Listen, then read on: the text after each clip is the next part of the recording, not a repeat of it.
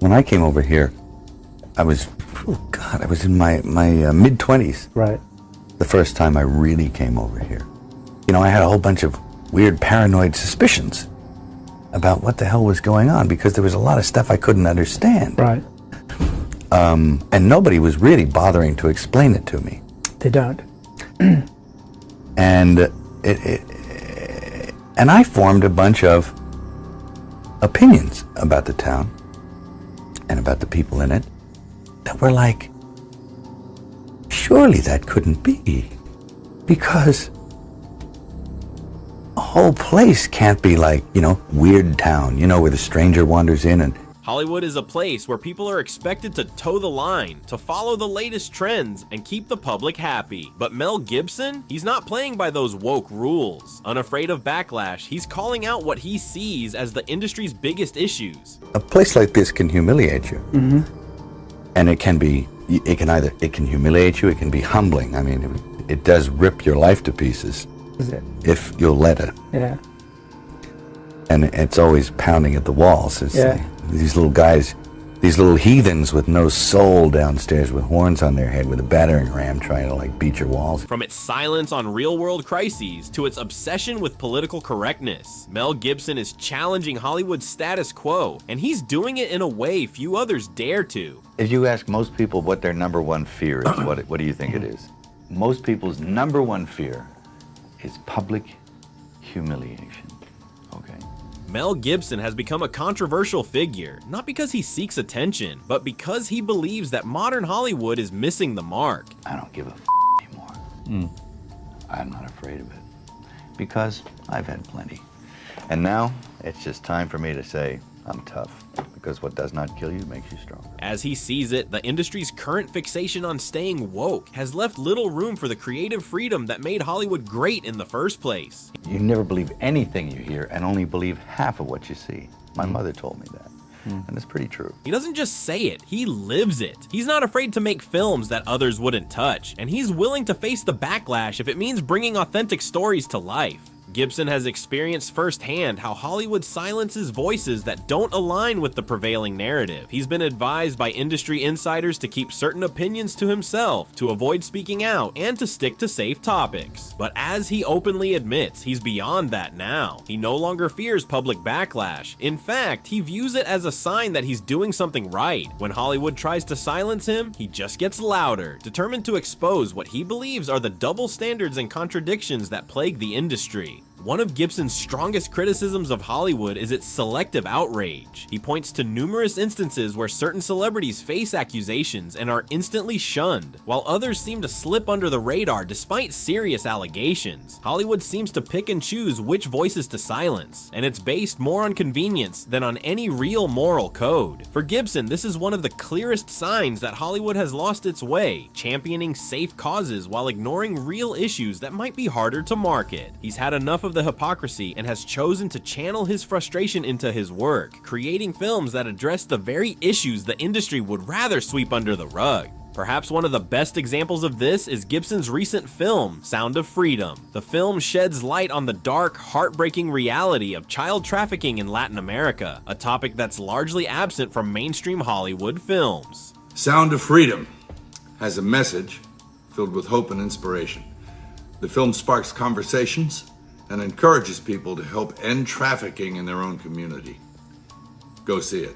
Sound of Freedom is more than just a movie for Gibson, it's a mission. He believes that Hollywood's obsession with politically safe messaging has left no room for films that tackle hard truths, like the reality of human trafficking. One of the most disturbing problems in our world today is human trafficking, and particularly the trafficking of children. Now, the first step in eradicating this crime is awareness.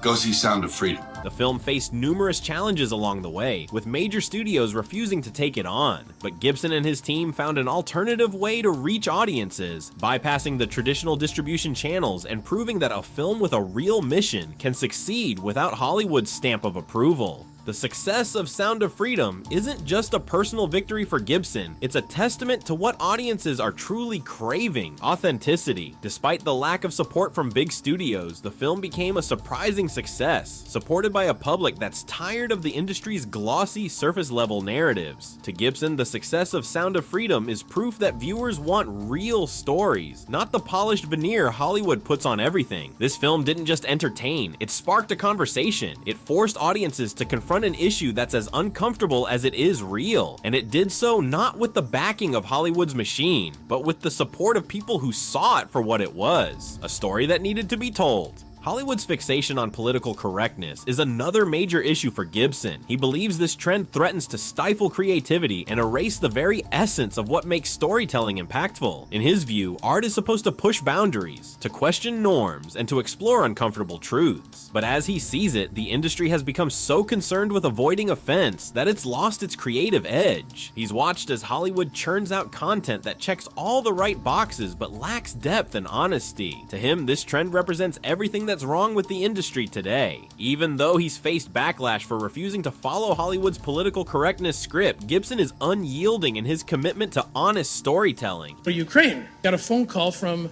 Mel Gibson. He actually did the final edit of The Sound of Freedom. That's how we know each other, but not well enough that I'd be getting phone calls. And he told me that he was in Budapest at the time. This was right hours after the invasion, and he said he supports a bunch of orphans in Ukraine, and he was worried about them, and he asked if I could help get them out. So now I've got 12 from my wife, I got 13 others from Mel Gibson, and I'm thinking, okay, I got this list of kids I gotta get out.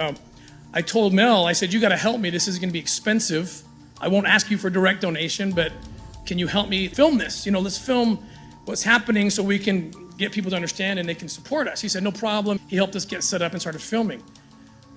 4 months later, what I thought was gonna be maybe a documentary about Ukraine ends up being a 4-part docuseries that's almost done. It's being produced by DNA Films and executive produced by Tony Robbins. That's how crazy it got and how prophetic my wife was. When I showed up in Ukraine with a list of, I think, 20 names, the Ukrainians countered me and gave me over 10,000 names of orphans that they didn't know where they were because of the chaos caused by war.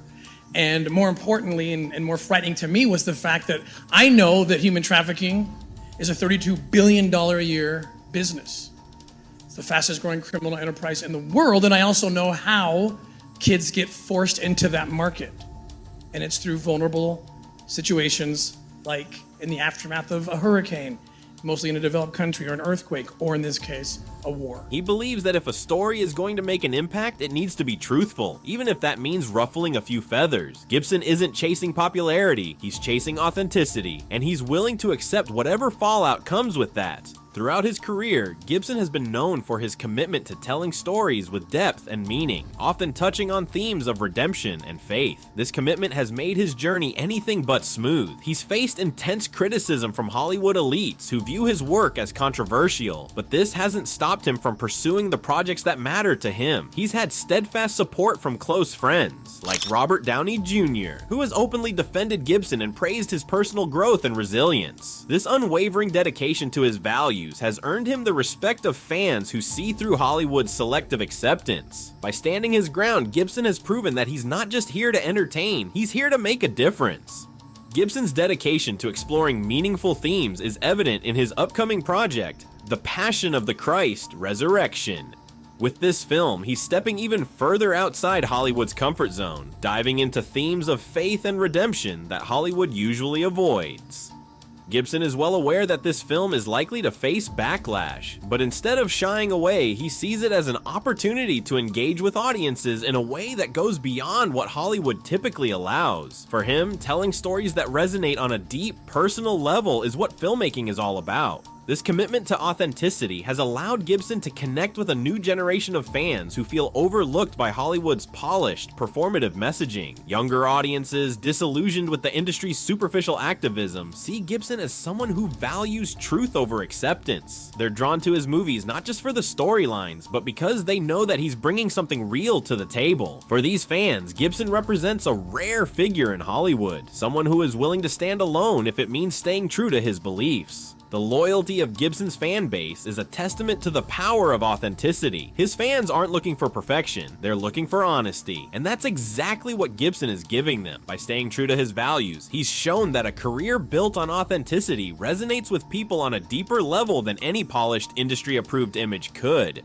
The lasting success of Sound of Freedom is a clear sign to Gibson that audiences are ready for something more. This film has gone beyond the box office. It started a conversation that Hollywood wasn't prepared to have. The overwhelming support for the film proves that people want stories that tackle real issues, not the sanitized content that Hollywood usually produces. For Gibson, Sound of Freedom isn't just a victory, it's a turning point. It's a signal that viewers are ready to move beyond Hollywood's restrictions and embrace narratives that challenge them to think and feel deeply. As long as there's an audience for truth, Gibson is committed to pushing those boundaries. Personally, I know many priests who have been canceled, but not for the reasons you'd think. I mean, it's not like they did a hit-and-run drive and left the scene of the crime, or embezzled church funds, stole the altar wine, or committed some other heinous crime. No, not at all. And who's persecuting them? Well, their own bishops. How's that? Yep. Who are they? Well, they're a pack of men who generally passively sit by and tolerate any kind of nonsense, but if one of their priests utters something that resembles orthodoxy, well then they spring into action, they reprimand him, and they bully him and do their best to cancel him. And it's a symptom of a very deep sickness that afflicts the church. If anyone's familiar with the missives of Archbishop Vigano, he says that the erosion of the church was sown with the reforms of Vatican II, and I agree with him. And how are we supposed to know the good guys from the bad guys? Well, we were given a standard by which to judge them. By their fruits, you'll know them. Anybody seen any good fruit lately? Mel Gibson has made one thing abundantly clear. He's not here to please Hollywood. From addressing hard-hitting topics like child trafficking to defying the rules of political correctness, he's on a mission to reclaim authenticity in storytelling. Each project he takes on is a direct challenge to an industry he believes has lost its way. He's pushing Hollywood to confront its own hypocrisy and to make room for voices that it might otherwise silence. To Gibson, true art can't exist within Hollywood's woke framework. Real storytelling needs room to breathe, to take risks, and to confront the issues that matter. Mel Gibson's journey is proof that even in an industry as rigid as Hollywood, there's still space for those bold enough to stand alone. So, what's your take on Mel Gibson's stand against Hollywood? Let us know in the comments. And don't forget to subscribe for more woke insights on Hollywood's most controversial voices and stories that dare to defy the norm.